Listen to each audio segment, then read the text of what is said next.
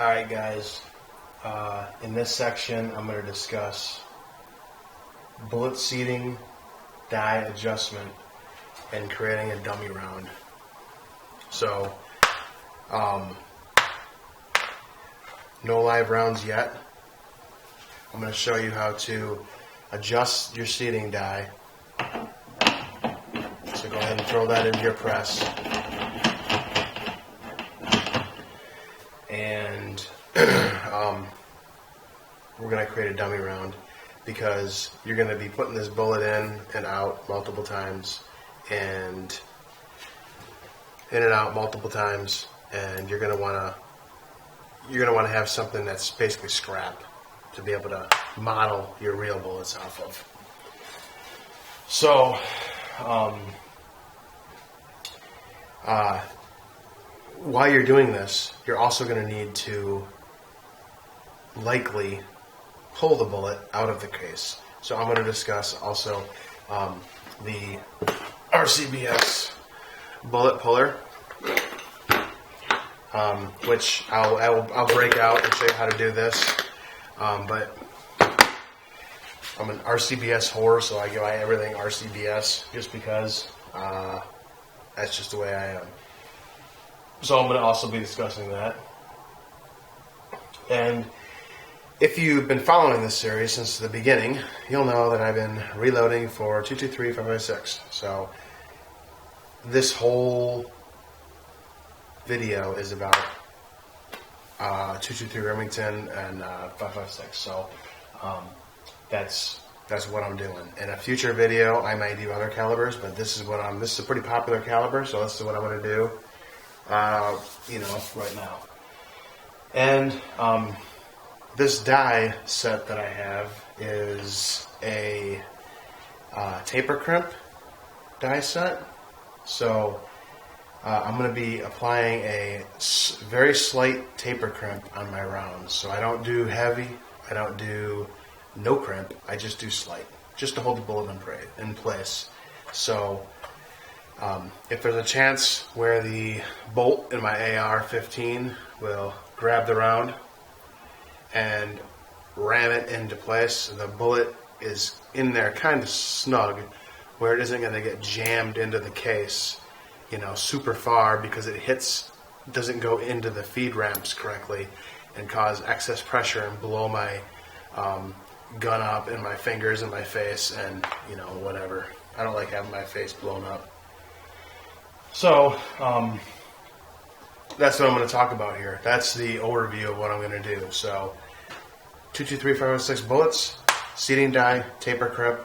I'm going to apply a slight, and I have Sierra 69 grain HPBT Match Kings. So, hollow point boat tail. Alright.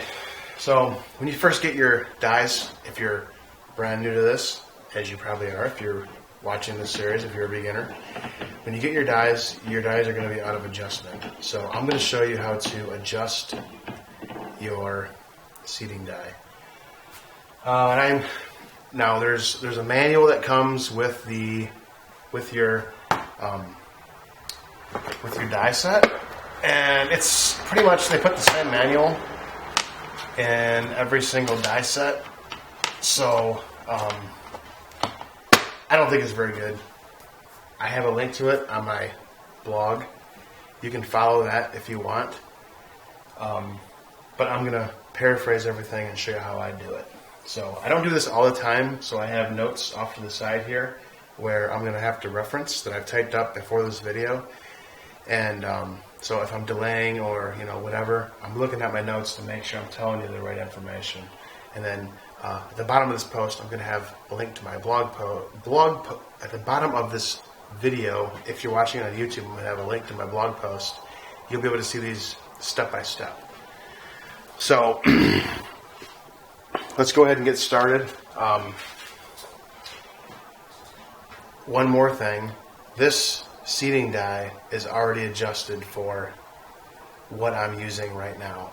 I'm not going to actually adjust this die because it's working good for me right now, I'm getting pretty good groups. I don't want to have to screw it up and have to readjust it. And it takes, it takes a little bit, maybe half hour or so to get this thing dialed into what you want. So I'm going to show you how to do it. I'm not going to actually do it. But what I'm going to explain is very self-explanatory, and you'll be able to see the process. So,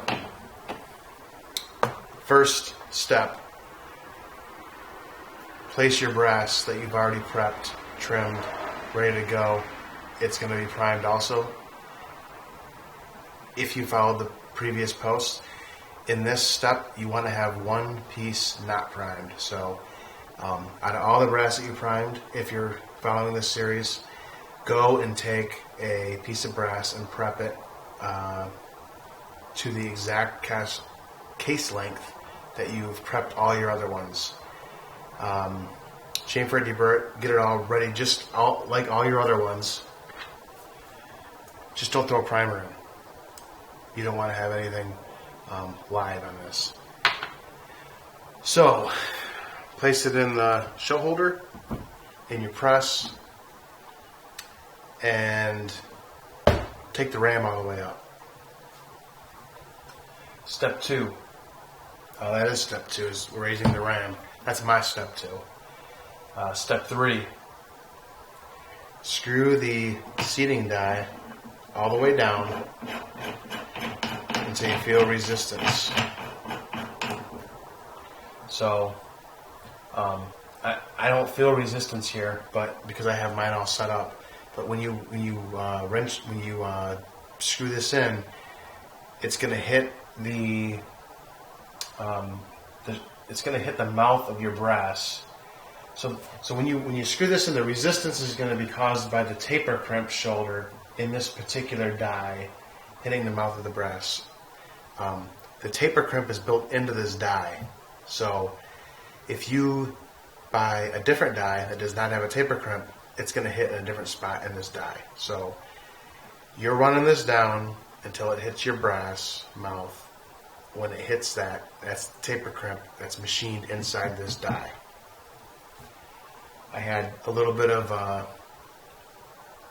I had to research how these actually work when I first started. I didn't know anything about this, but when I first started, I didn't really know much. It's better to know how this stuff works when you're reloading to eliminate problems. Step 4. Lower the ram with the brass in it and insert your bullet into the brass. Okay. Raise the ram of the press with the brass and the bullet in it to the seating die and get the bullet seated part of the way in to the case mouth. So, whatever. This is the case mouth, top of the case. That's what we're talking about here. You put the bullet in, you run this up, and if your die isn't already adjusted, like mine is, mine's already adjusted. If I run it all the way up, it's going to actually seat the bullet. So I don't want to do that. But you run it up, it's going to seat it a little bit. So it'll put it in just a little bit. So when you do this step, it'll put it in just a little tiny bit so it stays in place. I guess I'll leave it in there. Next step. So when you run this up into your seating die and bring it down, what you want to do is take the adjustment up top, which I believe is called the bullet seat plug. So you want to loosen this lock nut here and take a regular flathead screwdriver, and you probably want to run this all the way out, and then once you run this up and your bullet gets seated all the way, then you run this down So in the manual there's a cross section of this. You'll see exactly how this thing works, but you want to run this down to the top of your bullet, and that's going to determine how far the bullet gets put into the case. So what you need to do is you need to keep running that in and out. So I'm going to do this a little bit here. Seat the bullet just a touch, because like I said, I'm not going to adjust this thing because it's already adjusted for me. You can see that bullet's way out of the case mouth right now. So you take your calipers and you measure it, and I know it's way long, but whatever. So you get your measurement. Oh, okay, that's not what I want. So I'm going to do it again.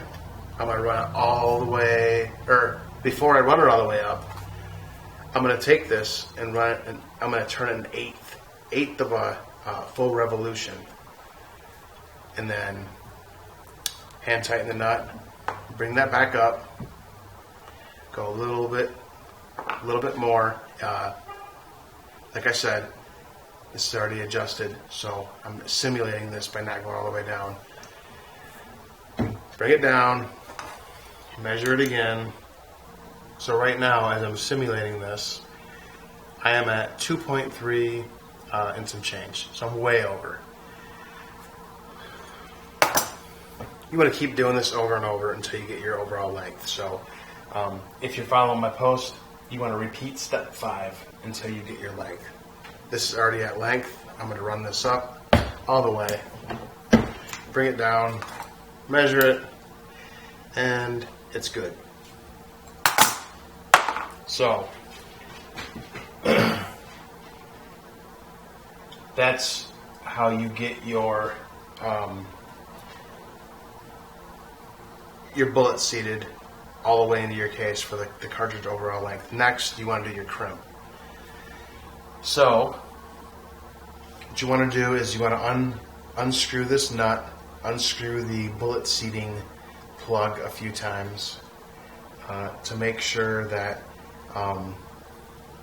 what you're going to do is you're going to screw this the bullet seating die down, because if you remember when we first started to adjust this seating die, when you ran this down into your case mouth with no bullet, it hit the tapering machining in this die. So if you keep it the way it is right now, you will apply no crimp. Since I apply a slight crimp, you need to run this die down. Well, if you run the die down, you're also going to run the bullet down, and your cartridge overall length is going to be smaller than what you need.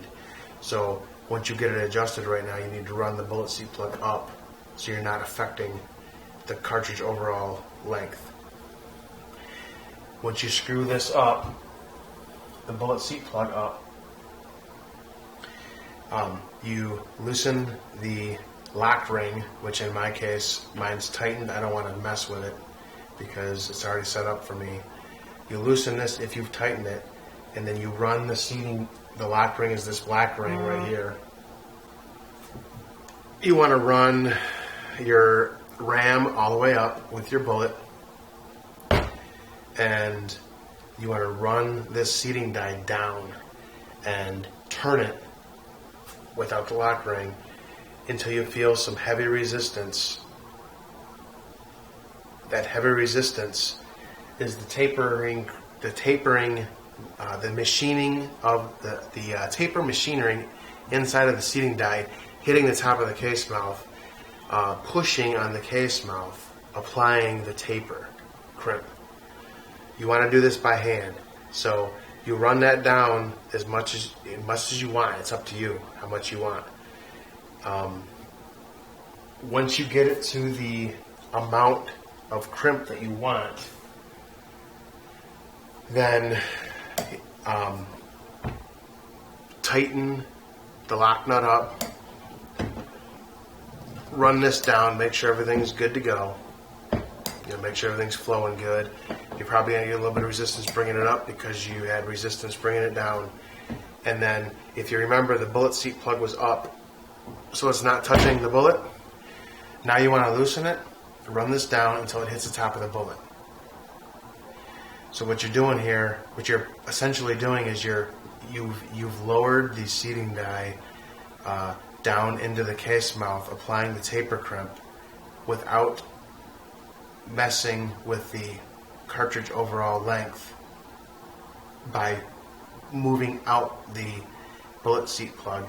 Now what you want to do is, for the final calibration of the seating die, is bring the seating plug down into the case, into the cartridge that you've already measured to make sure the cartridge overall length is good. And it's already crimped, by the way. Up until this hits the top of the case mouth. So you'll be able to screw this down until it hits. It won't go no farther. And then lock it in. At that point, you should be good. Now, you need to measure your taper crimp to make sure it's satisfactory for you. That's a piece that that's a component that you probably want to do if you want to apply a heavier taper crimp than what I'm applying. So I'm a hand tighten. I'm not going to do it that much. But once you get everything locked down, the manual, the RCBS manual says to take the blades on your calipers, the very end of your case mouth where it's crimped, and measure it. And then get the measurement, whatever, remember it. And then bring the calipers down the bottle of the case, the bottleneck of the case, down a little bit, and see if it is, what did they say, 1/1000th to 2/1000th diameter smaller.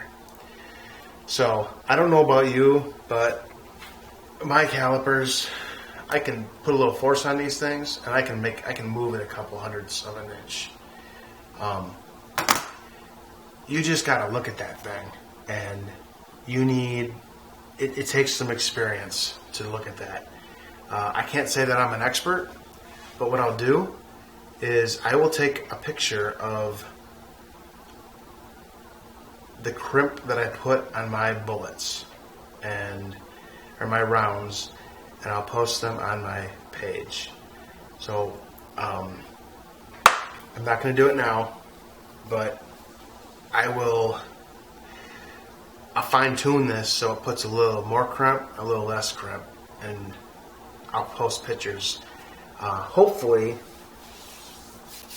my camera can distinguish the crimp levels that the differences that I'll put on this. So, look at my webpage on that. I'm not going to put it in this video. I'm going to put it in my blog post. So, if you're watching this video on YouTube, go to the bottom of the description and go to my webpage, and you'll see those. You'll see those pictures that I'm going to post. High res too, so it should be pretty good. I hope they turn out. As you're adjusting your bullet into your brass, into the case mouth here, if you adjust this too far and you go to measure your cartridge overall length, it's too short. Obviously, you need to get this bullet out of here. So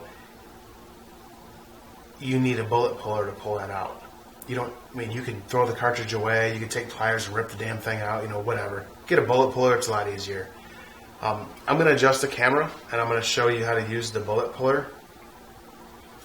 The RCBS Bullet Puller that I showed you in the beginning of this video. So, I will see you in a second, and I will demonstrate the bullet puller. So, hang tight. Alright guys, I'm back. I'm going to show you how to use this bullet puller. This thing has collets that expand, and when pressure is applied, contract around the bullet when it's in this die, and then as you use the press, it will bring the ram down. It'll extract the bullet from the piece of brass.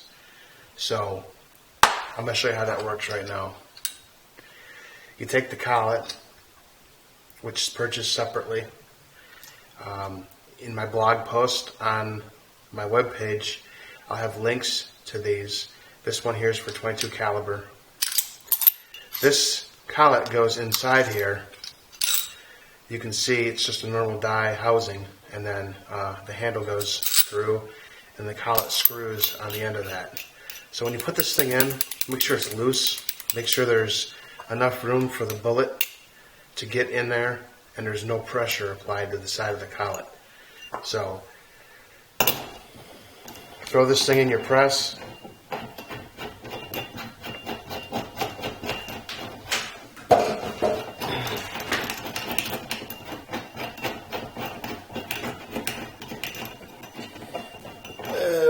I usually do until you can see the collet hang down underneath there. Put your round, in this case, the dummy round, no primer, no powder, but you can do this on live rounds. It mars up your bullet a little bit, so I haven't gotten the hang of doing it without marring up your bullet. That's why I use a dummy round. You adjust your dummy round, and if you mar the thing up, who cares? It's just doing it on the outside, so use the same bullet. You get the thing adjusted. The tip's not going to matter as long as your brass cartridge is trimmed to the same length. When you see your bullet, you're going to have the same cartridge overall length. So the bullet gets screwed up, just to let you know. Not a huge deal. It'll still fire. But if you want to if you're anal like I am, then, whatever. You'll have that. So first step is to put this thing in your, put the round you want to extract the bullet from in the shell holder in the ram of your press. Bring it up. You can see the handle is going up because the bullet is being put in the collet. Tighten this while you apply a little bit of pressure. Not a whole bunch, just enough so when you tighten this, handle, it doesn't go into the bullet. Or when you tighten this lever, it doesn't slide the bullet down. So let's see if I can get this first try here.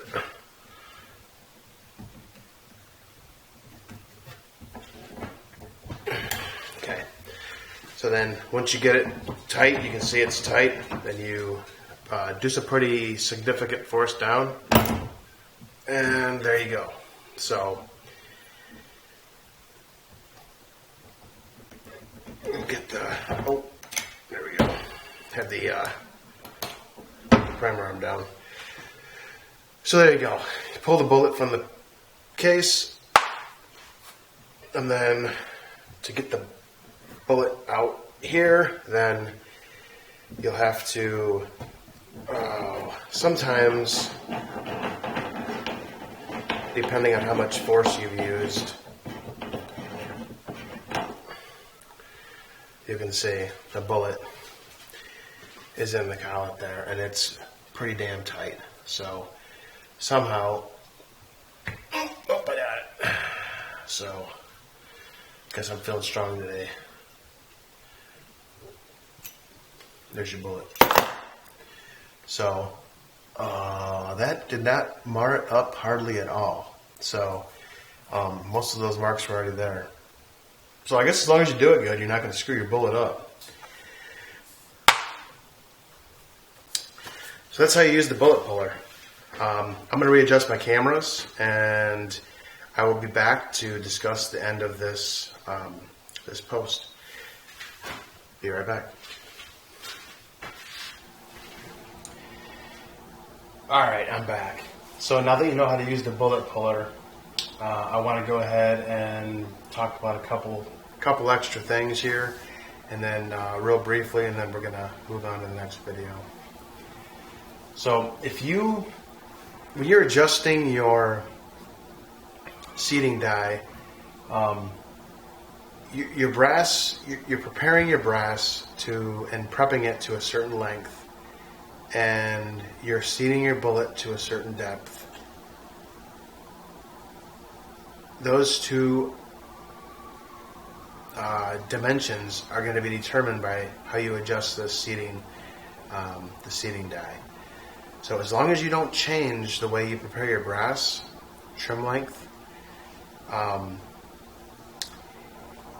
you should have the exact same round every single time you load your ammunition, as long as you don't change this.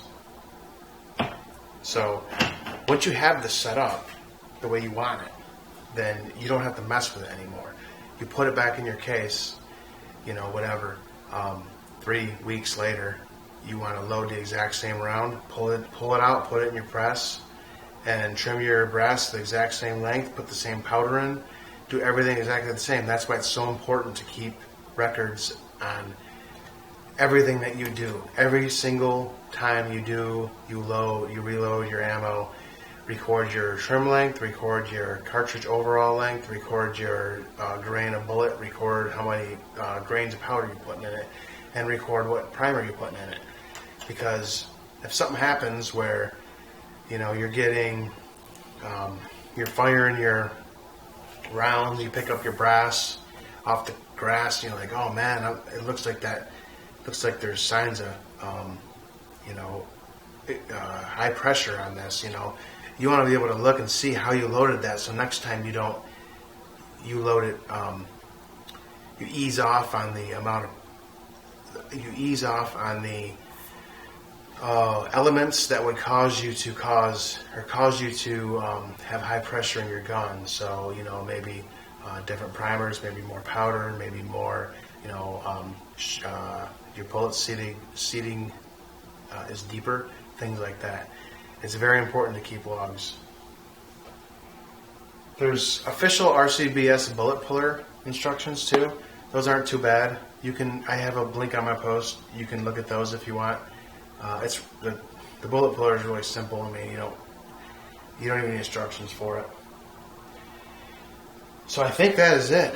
So now that we made a dummy round, the next post that I'm going to do is going to be the final one, and it's going to take all of the videos that I posted in part 4 and put them together, and we're going to actually load live ammo, and we're going to use tools to check and make sure that they're going to be able to chamber, things like that. So I appreciate you watching, and as always, all of the equipment that I've used in this video is going to be linked in the bottom of the YouTube description if you're watching on YouTube. If you're watching on my website, all of the equipment that I'm using here is going to be linked in the bottom of the post. I should say all of the new equipment. So again, I appreciate you watching and hope to see you in the next video. Thank you.